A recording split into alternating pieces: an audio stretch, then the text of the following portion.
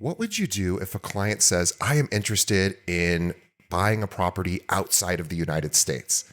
Well, we're going to talk about that today. Stay tuned. This episode of Keeping It Real is brought to you by Real Geeks.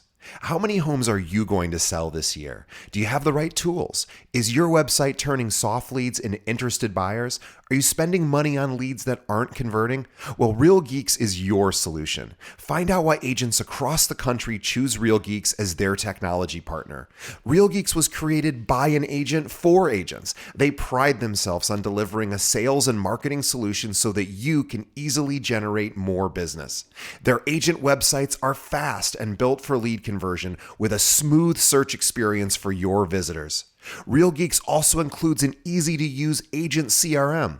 So once a lead signs up on your website, you can track their interest and have great follow-up conversations. Real Geeks is loaded with a ton of marketing tools to nurture your leads and increase brand awareness. Visit realgeeks.com/keepingitrealpod and find out why realtors come to Real Geeks to generate more business. Again, visit realgeeks.com/keepingitrealpod. And now, onto our show. Today's episode is brought to you by Corded.io. Are you looking for agents to join your brokerage or team? Now, as a real estate recruiter, I can tell you the answer is always yes. But most agents aren't looking to move right now. So how do you know who to contact? Well, what if I were to tell you there's a recruiting and retention tool powered by artificial intelligence that shows you exactly which agents in your local market are looking to leave their brokerage right now and which agents at your own firm are also looking to leave you? Now, I've been recruiting realtors for 15 years and I've hired over 2,000 agents. I can tell you with no exaggeration, this is the tool I've been waiting for. Corded's AI looks for trends across dozens of variables for each agent in your market and shows you which agents they believe are likely to move. Not only does it do that, but Corded's AI went and visited my recruiting website and read everything I offer. So now when I'm recruiting, Corded's AI tells me exactly what to say based on that agent's needs and what my brokerage can offer. It even writes emails for me. I've never seen anything like it, and I use it every single day. Now, if you are looking to grow your brokerage, Corded.io is the best tool out there. Visit Corded.io to schedule a demo. Again, that's Corded.io. And now, onto the show.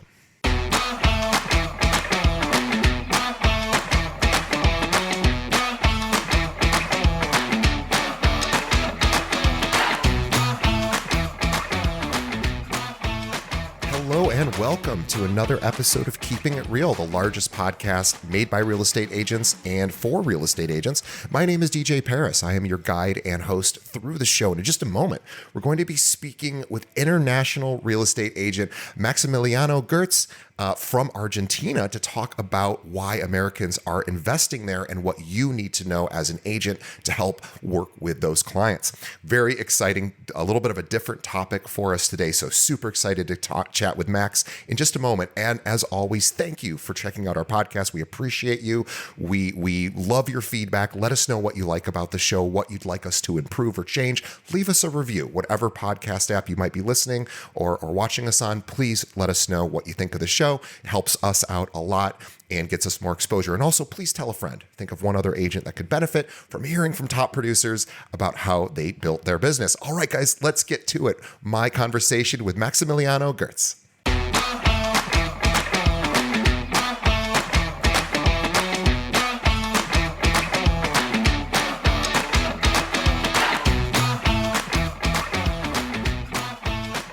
Okay, today on the show, we have Maximiliano Götz from MGNI in Argentina. Let me tell you more about Max. Now, Maximiliano Götz is a seasoned professional with over 25 years of real estate and management experience. He operates the M. Götz Negocios Inmobiliarios, which is MGNI, which serves the city of Buenos Aires in Argentina and the province of Buenos Aires, and is a member of the National Association of Realtors.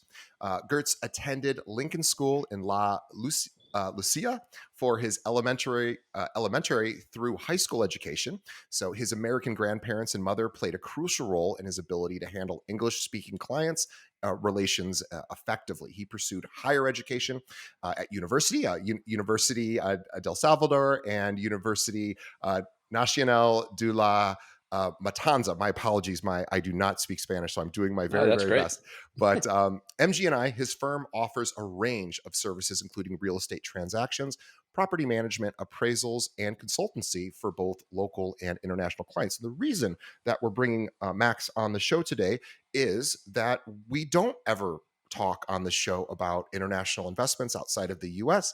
And we figured, with things being the way they are right now with U.S. real estate, in particular with the NAR settlement, that's obviously changed some things for buyers and sellers here in our market, that perhaps it would be a good idea to also introduce the idea, of course, outside investments. And certainly people are doing that. And 7 years on the show, and I haven't really ever had this conversation. So I'm so excited to bring on Max. Please visit Max on his website, and I'm going to spell it for you. It's mgotz.com. mgotz.com. We have a link to that in the show notes as well. Max, welcome to the show. Thank you so much for having me, DJ. It's a thrill. Thank you. It's a thrill for me as well. I was asking Max just to talk to the listeners for a second. Just before he came on, you'll notice Max does sound like he is not from Argentina, at least what I would assume somebody from Argentina, born and raised, would sound like, but he is. And we talked, in his in the little intro there, we talked about how he studied English, of course, growing up. But it is truly incredible.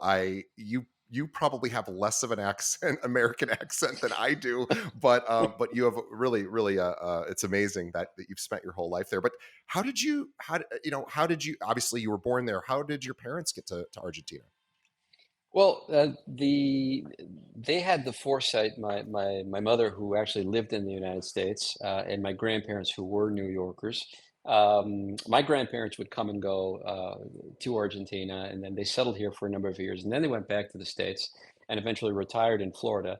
But my grandparents, my mother's parents, and my mother had kind of the foresight to K through 12 put me into the international school, of which, all capitals have one of these, where all the expat kids and military kids, all these guys go to.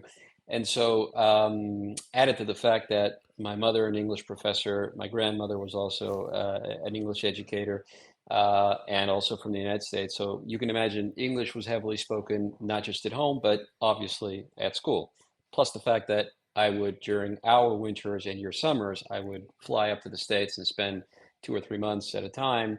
So the language, the formality of the language was quickly added to all the nuance and the colloquialism and all that kind of fun stuff. And I guess to a degree, the fact that I love it as much as I do, the language and meanings and stuff like that, I guess that also helped, because like when you like something, it comes a bit easier. Absolutely. Well, it's incredible. I suspect you probably even meet people, local natives in Buenos Aires who probably go, "Oh, wouldn't assume that you were born and raised here as well." I've been told I sound like someone who is from New York a lot, someone who's from Kansas, which was a first a couple of years ago, and then one guy told me I sounded like Jeff Goldblum. So I've been trying to perfect that Oh, too. you do have a little bit of Jeff Goldblum. I love it. I love it. Well, let's talk about real estate in Argentina. So, first of all, how did you get into the real estate industry down there? Well, I started one of my very first jobs, as cliche as it sounds, was in real estate for a number of months, and then I moved on to other things, and eventually went to university. But I kind of liked it, and I liked the fact that it involved working with people. I was in law school for a number of years, and it wasn't my thing. I did not enjoy it. So right around the time of being either second or third year law school student, a friend of a friend had a foreign couple that needed help managing a property that they had here in Buenos Aires. So I took that as a kind of an odd job, and we managed it, and we did the pre-Airbnb thing, which is VRBO, Sure. for rentals, which was at the time pretty big here, exploding. So we started with managing that property, and that, in a good way, sort of snowballed into 2 apartments, 4 apartments, 10 apartments. And I said, well, gosh, I'm going to kind of professionalize this and make a website and make a this and make a that. Once it became a kind of a fixed 9 to 5, or actually Monday to Monday job, where we also added city tours and concierge services. That plus the fact that I wasn't having any fun at school, I sort of began doing that altogether, just that branch of real estate. Over time, what happened was a lot of people wanted to buy. Foreigners would come down and say, "Wow, I love my stay here, and I would really like to consider um, working or buying something here." So that over time, because I wasn't licensed at the time, I had to send my clients across the street to someone who was licensed, and then in the hopes of getting a commission from them. So that prompted me to go back to school and become a realtor, which in Argentina is a 3 year college course. It's not Wow. yeah. It's a college course. But essentially, that's what had happened. And one of my favorite stories is that early on, we had a guy from Southern California who, to this day, is a client, and a very kind of you agreeable single guy who travels the world. He said, "Look, I'd love to take you out to dinner and learn more about buying real estate." So we went out to dinner. It was a business dinner, and we hit it off. And at one point in the conversation, for whatever reason, something reminded me of a scenario from the TV show Seinfeld, which I know for you guys was massively popular. And I'm a huge fan. And this guy happened to be probably right up there as big a fan as I am. And so that immediately shifted the conversation from "here's how you buy, here's how do what you do, what you don't do," to "remember the episode when, remember the episode when." And so from there, the restaurant was closing. We went for a couple of beers. We continued to talk about that.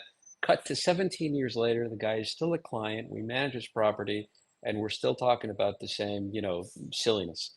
So, you just the business just goes forward organically, however it will. But it kind of, in a way, found me because it mixed things that I liked, which is working with people, working with foreigners with whom I kind of have a rapport, especially U.S. and Canada, because that's kind of the culture that I was surrounded by. And so, yeah, I went back to college. I did I majored, as it were, or got the course credits for that, and started up and formalized it even more. Well, thank you. Tell us a little bit about the real estate market in Argentina. Sort of what are you currently experiencing there, and where do you see opportunities, maybe even challenges? Yeah. Well, to answer your question directly, we are now in what could best be described the fifth year, sixth year, maybe even of a buyer's market. It's been a buyer's market for a long time. I do think we've already hit rock bottom, although we're not far above rock bottom. And for for those who may not know this, and there's no reason why you would know this, but Buenos Aires presents the ability to buy real estate at prices which are fantastic when you compare them to other world-class cities, New York, I don't know, Berlin, London, Paris, at a fraction of the cost, really, and with some of the most beautiful architecture you will find, and a very Latin ambiance, because we have this. It's like New York; it's a melting pot, and our forefathers are the Spanish and the Italian, and to a lesser degree, the Germans and the Austrians and so forth. Um, we have the eighth largest Jewish population here. And it's also worth noting that Argentina is the eighth largest geography in the world. Hmm. So it's got one of the largest um, deposits of potable water, lithium. So there's a lot of business to be had if the right government runs the country, which we could circle back to that. But you've also got everything you need in the way of tourism. You've got desert, you've got the Iguazu Falls, which are one of the UNESCO heritage sites around the world. You've got beach, you've got skiing, you've got the glaciers down south. So there's a little bit for everyone. And And I would argue maybe the best food in South America, or certainly certainly of the best food. Maybe Peruvians Well, might think, every country thinks they probably have the best food, but Argentina is one of the South American countries that makes its way up here. We have Argentinian steakhouses here in yeah, Chicago, New York. Bigger sure. cities have them. I don't see a lot from other other South American Well, countries. the beef, to be sure. I don't know about the food as a general. I love our local food. I Sure, also love, I love food in the U.S. I love food in sure, Europe. sure, sure. It's all got its things, but the beef here is Oh, is I would like to be objective in saying I think it is second to none. yeah. But yes, we have very good beef. We have very good produce. Um, and the real estate market is undergoing still what you would call a buyer's market. And we have seen more. In fact, our niche has become over the years the foreign investor and assisting them in the process of either buying real estate or selling real estate if they already own it from before, or everything in the middle, management or consultancy or whatever. Now, I'm going to tell you one thing, which is possibly the biggest cultural shock that you will come to find about real estate in Argentina, and it is that transactions are done 90% of the time, if not more, cash on the barrelhead. And what I mean by that is you come with the money, you lay it on the table, the money is counted, and the deed is signed. Okay, here's your money, here's your keys. Thanks for everything, and the notary uh, witnesses it, and that's that. We do not have 20-year mortgages. Financing is very hard to come by for locals, never mind foreigners. So in order to buy real estate, most of the time you need to have the cash, much like a Clint Eastwood movie where the guy comes in with the dollar satchels and plops them on the table.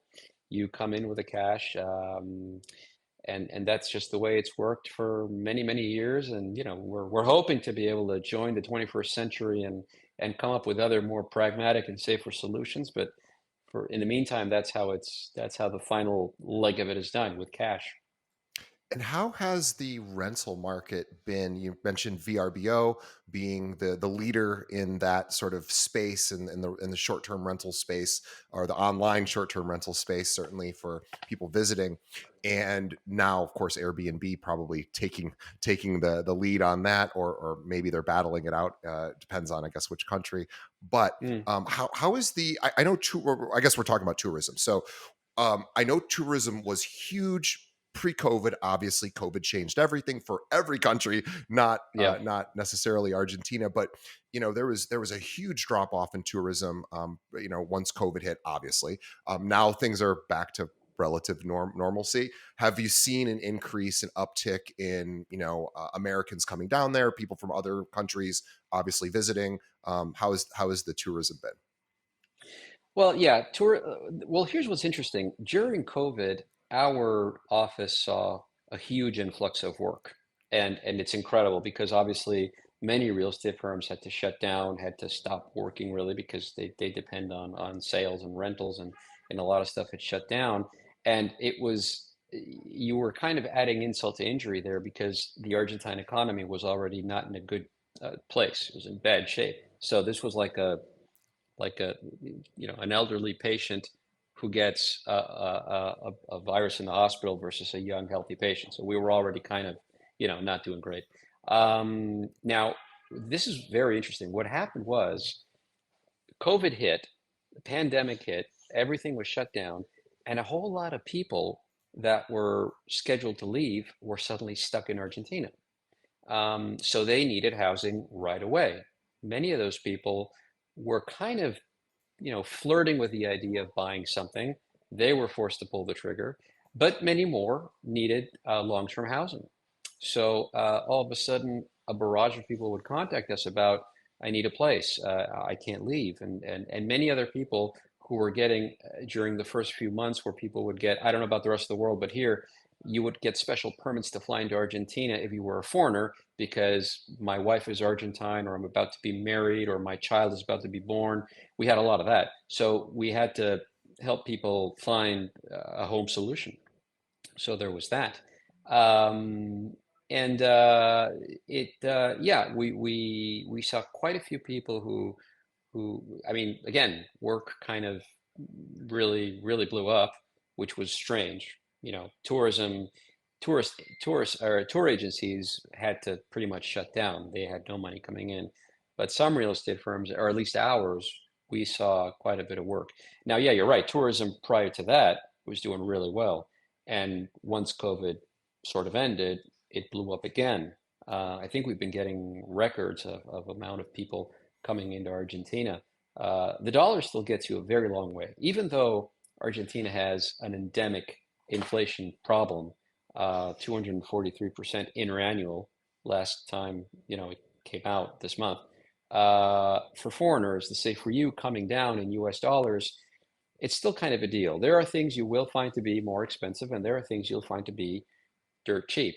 But all of that, I think, to a degree, takes a back seat to the fact that people just feel like they fall in love with not just Buenos Aires, but generally speaking, what they go out and do in Argentina. And yes, the Airbnb tool, which we use, became increasingly popular among people here. So much so that this was sometime after VRBO, although it happened with VRBO as well. But hotels started to heavily lobby Congress for added taxes, or for like a kind of Sure. a list where people would jot down their names and say, okay, look, I'm renting through Airbnb and so forth. This being Argentina, this being a Latin mindset, not a whole many people wrote themselves down at that Gestapo list that the government wanted us to sign, or well, not us, but the owners.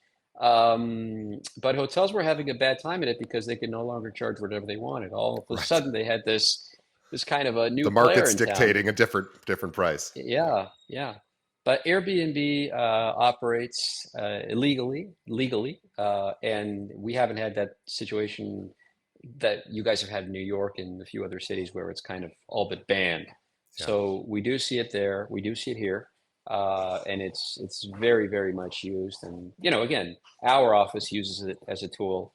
I would say it represents about of our vacation or short-term rental leg of business, a good 20 or 25% of what comes in. So, needless to say, it's pretty important. So if I'm a realtor here in the US and I have investor clients who are cash heavy, who are looking for either, so I guess there's two types, well, there's more than two types of investors, but the two types that are coming to mind at the moment is the second vacation home, or a vacation home maybe down in Argentina where I visited, I love it, I want to return, and rent it out, maybe hire you to manage it along the way. When I'm not there, let's keep it full. Or maybe people who of course just want to keep it empty, for the higher net worth individuals maybe who just need a second place. And then of course the more sort of the investor who is really just looking for a cash return on their investment. So, what would you say to them as far as why they should consider? And again, those three different buckets there, but I know I'm asking Yeah. kind of a complicated question, but let's tackle one at a time. So, for the person who visits Argentina, falls in love, like my sister did last year when she visited, and I sadly was unable to accompany her and my brother-in-law, and my 7-year-old nephew has been to Argentina, and I have not, and I'm angry about this, but I'm not really angry, but I find it so funny that a 7-year-old made it there before I did. But they fell in love with it. They came back. They're like, you have to go. So now they're giving me grief that I have to go. But um, what would you say to somebody who why should they consider a long-term investment there? Yeah. Well, first of all, I completely agree. I think you hit the nail on the head. The two, I would say, main investment groups are those two. And by the way, they're not necessarily mutually exclusive. Um, but the guy that falls in love, to be sure, or wants a second home, to be sure. But the second group, which I find to be the most interesting group, is the guy that is playing the capital gains game. He's going to buy something at a down market, which of its own, you can get something which would otherwise cost you in New York City $600,000, maybe here for $120,000. And I mean a one bedroom in a good area with a view, so forth and so on. And I'm just comparing New York because it's the only market that I kind of tangentially know about in any event. But I would say, yeah, you would, just what our grandparents taught us. You buy low and you sell high. You keep it over time. Do not expect to make a short-term ROI. Do not sell to a client that you are going to buy, put it nice and prim and proper, put it on the market, and start getting $3,000 a month clean from your rental. For many reasons, not the least of which is there is a large supply of real estate being offered for short-term rentals. Um, and also because of the fact that while it is, yes, an expensive city, and given the fact that there's so much supply, you can't ask whatever you want. You might have the most beautiful three-bedroom penthouse unit overlooking the river and so forth, but if you put it at a price which people do not want to pay, they're not going to pay. And our client base, which, as I said, is predominantly the North American client base, you guys are pretty savvy. You guys shop around. You guys have a culture of knowing the value of your currency. So while there are people who will try to overcharge, I think the seasoned tourist or even not seasoned tourist knows how to shop around for pricing. So again, I think we were talking about it earlier, but if you were to take a pie chart of why would someone buy in Argentina and would someone from Chicago buy in Argentina, you might say, yes, okay, the investment game of buying low, selling high, the fact that I have a second home, I can make some money off of it, I can Airbnb it out, and then during the winter months, I'll escape Chicago and I'll come down for a month or whatever. Nowadays, you've got the digital nomad things, but in that pie chart, I can tell you in my conversations over and over and over again, it's the fact that, man, I love it here. Man, the lax nature of things, the fact that it's not as, buttoned up as in the US or Canada or pockets of Europe, the fact that it's also loosey-goosey, it's a common denominator in my conversations with people. And that would make a good 20 or 25% of that pie chart. I tell you, it's just one of those things. Or they say, look, I didn't know what to expect, and I love it. I just love it here. I remember visiting Nicaragua probably 10 years ago on a vacation and ended up, so Central America ended up, I can't remember the city's escaping me at the moment, but I think it's San Juan. Anyway, it doesn't matter. Anyway, we ended up at this surfing area Hmm. in Nicaragua, very famous apparently, and we were staying at this Eco Lodge, this really kind of cool place that with other Americans who were staying there, and one of them was actually they were Australians, and they were going to invest and build a condo or build some sort of home on the beach, and it was really exciting and cool to hear their story. And then I thought, well, Nicaragua, and again, not comparing Nicaragua and Argentina, but just sort of a foreign investment idea. I was like, wasn't Nicaragua somewhat unstable at some point? Government unstable. I know they had their share of issues years and years ago, but I said, did that factor into your decision as far as the stability of the economy, the stability of the political system there, and who's running things, of course? And they said, yeah, but they were confident that they felt the government was competent and wasn't going to Yeah. be overthrown. Does that come up in conversations with investors about this sort of what's going on in Argentina? And I'm not suggesting there's anything Yeah. to be concerned about, but we just don't know. Yeah. No, no. Well, first of all, you don't have to but pick up a newspaper and read what's going on in Argentina. But Argentina has had and continues to have its share of economic crises. As I said, inflation is probably topmost on the list. Recession, corrupt governments, things of that nature. Now, the wonderful thing though is, and I like to tell my foreign clients this, let's say, DJ, you fly down, you buy something, you get the best of both worlds. And why do I say that? Because you're able to enjoy all the great things that the country has to offer without having to put up with the BS that it also has to offer. One guy once asked me, hey, do you guys have any, do you have hurricanes or earthquakes? Do you have any natural? No, no, no, we don't have any of that, thankfully. We just have government. So, we are only as good as the people who govern us are. And I think thankfully these last elections have kind of there's been some winds of change in that regard, and I think we're moving towards a different and much better place. But people do ask us that, and the great thing is, I can speak to other countries where in Latin America or in the Americas where something like that would affect a foreign investor. There are stories about Costa Rica, Sure. Brazil, even Canada has certain laws and bylaws that you cannot buy as an American unless. Argentina, thankfully, has nothing like that.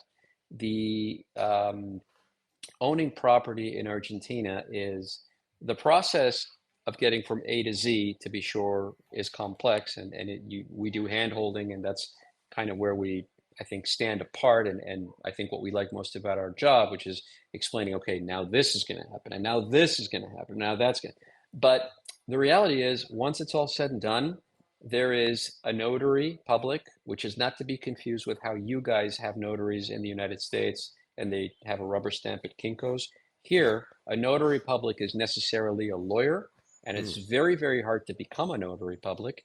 And he is the person who is in charge of not just signing and witnessing and stamping, but also he is in charge of the due diligence, which includes, but isn't limited to, title study, insurance. He's the guy who will say, look, uh, gentlemen, this cannot be signed because it appears that there is a lien on this property from the seller, or it appears that there is an embargo on that person's salary or whatever. So once all that's been completed and the due diligence done and everything is okay, and you, DJ, sign as the buyer, that's the end of it. No one can come out of the woodwork and say, hey, look, I'm the long lost son of the seller. I didn't approve this. No, you're not, because this is we did all the due diligence, we did all our homework, and here's the deed, which by the way comes in a special sheet of paper with a number and then sent to the county registrar's office, recorded, it comes back and given to you, and that's it. It's yours. Squatters' rights, uh, expropriation, anything. Expropriation, to be fair, does exist in Argentina, as it does in any country. But as we know, it has to do with taking the property or group of properties for the greater good, like a highway, like a that kind of thing. But you don't really hardly ever see that at all. So to your question, sorry, I kind of went off the reservation, but no, you don't. It doesn't affect. If anything, when there are economic woes and a buyer's market presents itself, that's when I mean, we're preaching to the choir, I guess here, but that's kind of when you strike, right? When the iron is hot. Sure.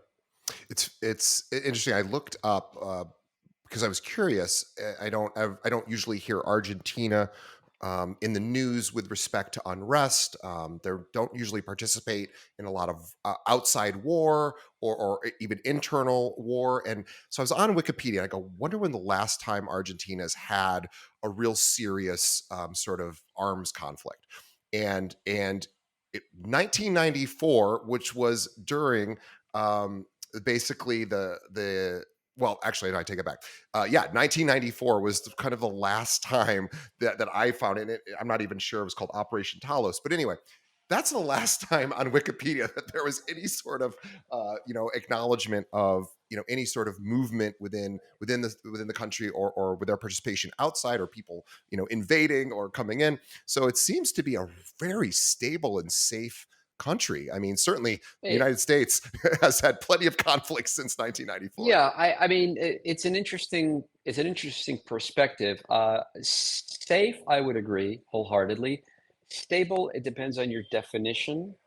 It is a democratically stable country for sure, and because of the fact that we had military dictatorships for a number of years, the last of which was extremely bloody, and most people know about the fact that people disappeared and so forth. They made a point of protecting democracy in a very, very big way. So, democracy returned to Argentina in 1983.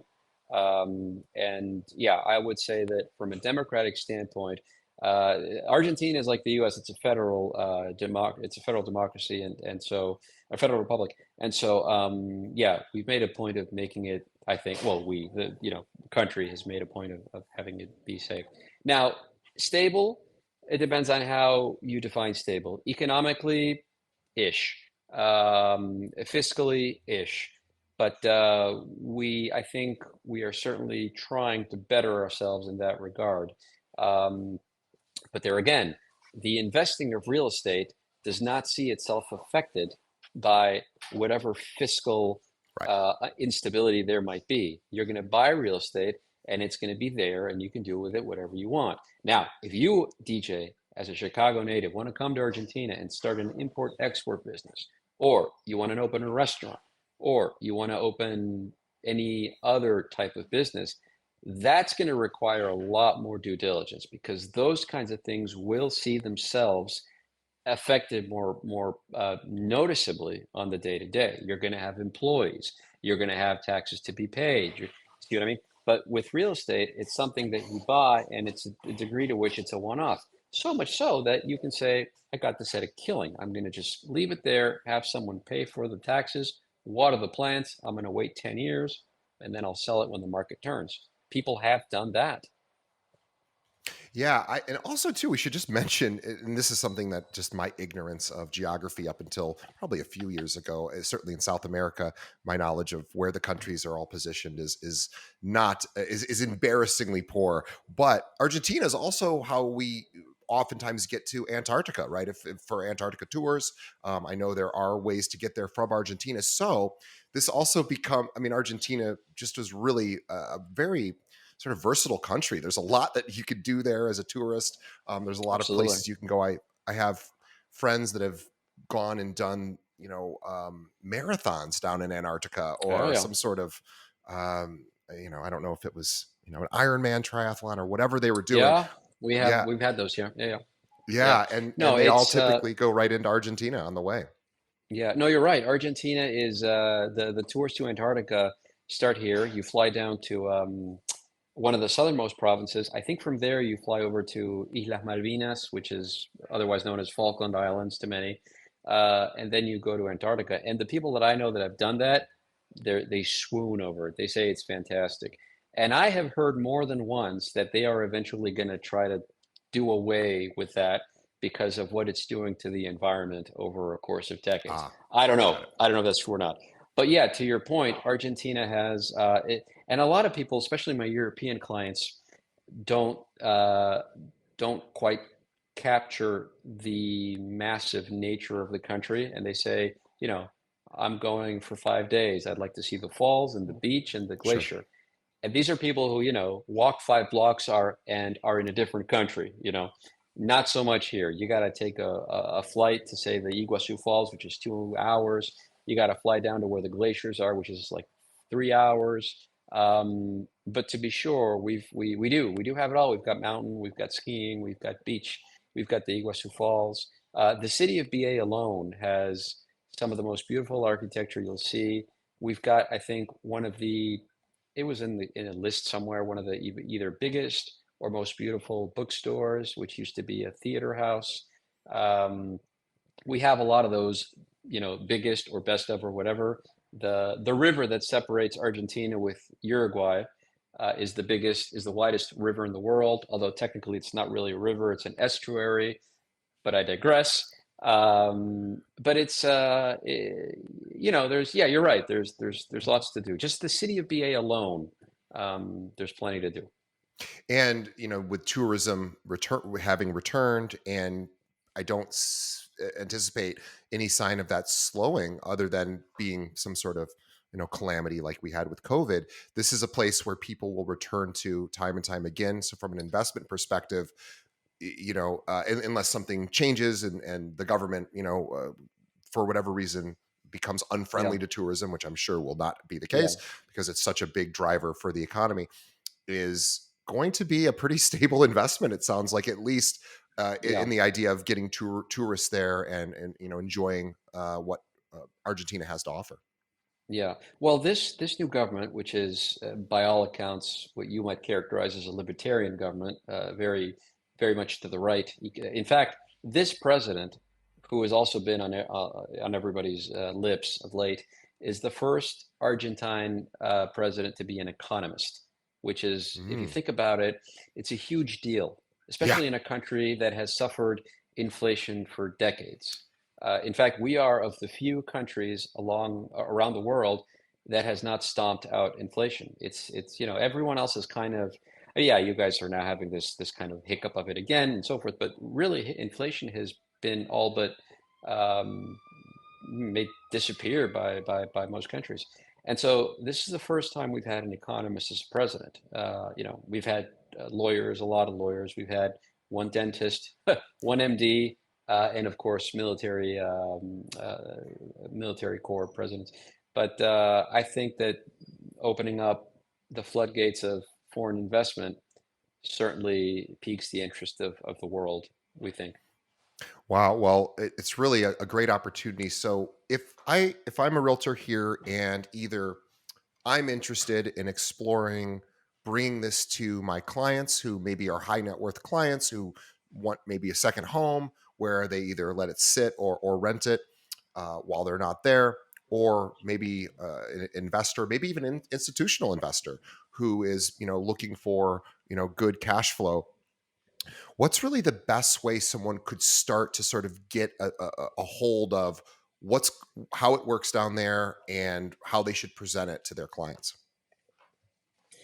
Well, I mean, to be sure, information is key. And in this age of the internet and everything else, information certainly is online. There's a lot of it which is faulty, and there's a lot of it which is inexact, but there's a lot of it which at least gives you a starting point. In our case, we made it a point to be members of the Realtors Association up in the States so that we could have a foothold in if anybody needed something, our name was there, and they could reach out to us in English, no less, so there would be nothing lost in translation. Also members of, for example, the Argentina Texas Chamber of Commerce. Um, and again, in our case, we set up these webinars, and I even wrote a couple of ebooks that detail what the process is, and gives people a primer of what to do and what to know and what to expect. And then from there, people really need only Google real estate firms in Argentina and find out which ones are good, which ones are not, or actually, determine themselves which ones are good, which ones are bad, and take it from there. But reading up on it, maybe calling the NAR, maybe also reaching out to realtors here in Argentina, forums. Forums are also great for that. Online forums, expat forums. Now that I'm thinking about it, I have a friend because National Association of Realtors is headquartered here in Chicago. One of my good friends, who is a Chicagoan, is really native to the Philippines, and she is the ambassador, or I'm not sure exactly what the title is, but we'll call her ambassador for NAR to the Philippines. And so she represents NAR, visits the Philippines, and sort of is always passing information back and forth. I suspect there is one as well with NAR for Oh yeah, Argentina. yeah, And yeah, and so that's another option too, is to call NAR and say, hey, I would like to learn a little bit more about Argentina. Is there someone I can connect with? Usually the way that NAR yeah, works is they will find someone who is natively born, oftentimes natively born in that country, who really yeah, understands the customs and culture and the politics and the financial, the fiscal sort of policies. And then sort of that person becomes a resource to other yeah. realtors as well as Well, yourself. well, NAR, as you probably know, they have a collection of courses that they offer us. And I did the what is it, the CIPS, the Certified Hmm. International Property Specialist one. Hmm. And I was, which was very enlightening in terms of how real estate works in other American countries.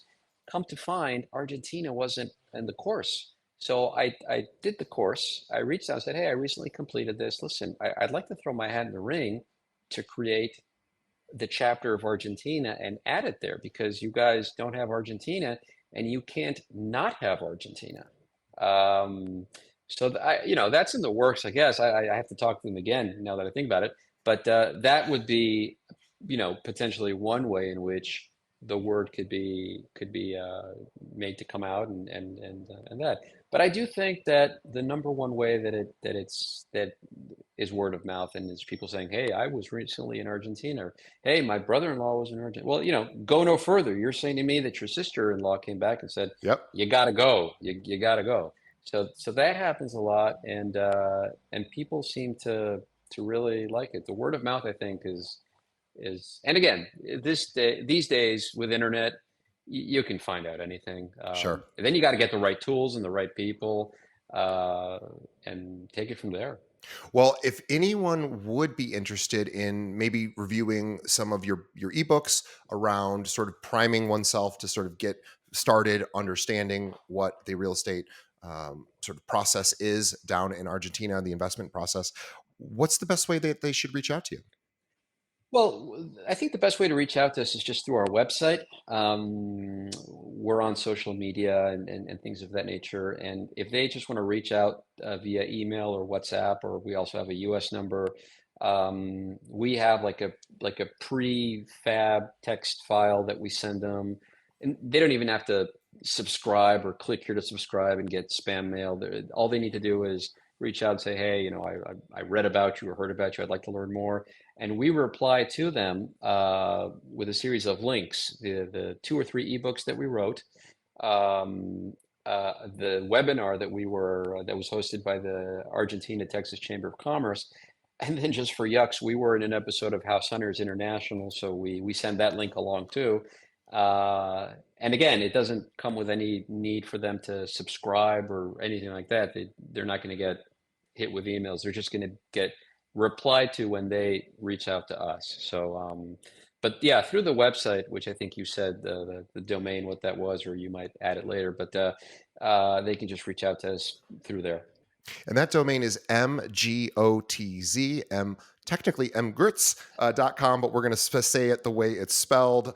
MGOTZ, MGOTZ.com is where you can learn Exactly. about all things Max, as well as his firm and what he offers with respect to not only management of real estate assets, but of course helping people find and procure, and also run or get deals closed, of course, in foreign land. So, Max, thank you so much. So, anyone out there who works with investors, who has investors that are looking for maybe outside investments to the US, or want a second home, this is a great opportunity. And I know for sure Argentina is on my list now. Well, it's been on my list to go visit.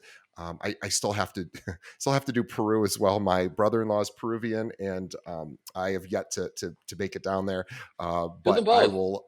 Yeah, Do I them need to. both. Same I'll trip. do them both in one trip, and that would be an amazing trip. But anyway, if anyone out there is interested in learning more, mgotz.com is where you go. Reach out to Max, let him know you heard him on the show. And on behalf of our audience, Max, thank you so much. This was really educational for me and for the audience, really understanding that, hey, real estate is, yes, hyper local for the markets we serve, but of course there's other markets outside of not just our local market, but of course even our country, that we want to consider as real estate agents. We have a fiduciary responsibility as realtors to our clients, and one of those is becoming educated on good fiduciary opportunities for clients. So this is one to consider. Certainly Argentina is the reputation of tourism. Tourists love it. I have yet to meet somebody who didn't enjoy visiting Argentina. It's kind of like there's some countries that are like that. Italy's like that. People, you never hear anybody say, I went to Italy and it just wasn't for I didn't me. like it. Yeah, Didn't that's like true. it. Yeah. That's true. Yeah. Yeah. Not And my cup of Argentina, tea. yeah, Argentina has that same exact sort of reputation, and there's a reason for that. And the culture, the scenery, the architecture, the people, as well as the food. And so, please consider doing that and reaching out and learning about it. And let Max know. Again, mgotz.com is the website to learn about all things Argentina. And Max, on behalf of our audience, thank you for coming on our show. Love having somebody from the Southern Hemisphere on our show. It's not very often we get to do that. And although you sound just like me, so it sounds like seems like we're in the same room, but we are very far away. But I am excited to plan my trip down there with my girlfriend, and hopefully make it there. Maybe even next year. We'll give it a shot. I'll talk to her tonight about it. But on behalf of our audience, thank you, Max. On behalf of Max, thank you to our audience for sticking around till the end. We appreciate you. Please tell another realtor about this show. That's the best way you can continue to help us grow. We've, all done almost 600 episodes now. We're one of the most listened to shows. Actually, we believe we're the most listened to show for realtors in the country. Oh, wow. Help us continue to grow. Thank you for that. We appreciate you. Check out our sponsors, what they offer, and support our guests. Reach out to Max, learn more about Argentina. Max, thank you so much, and we will Thank see you so everybody. much. We'll see Pleasure was everybody on the absolutely next mine. episode. Thanks. Thank you.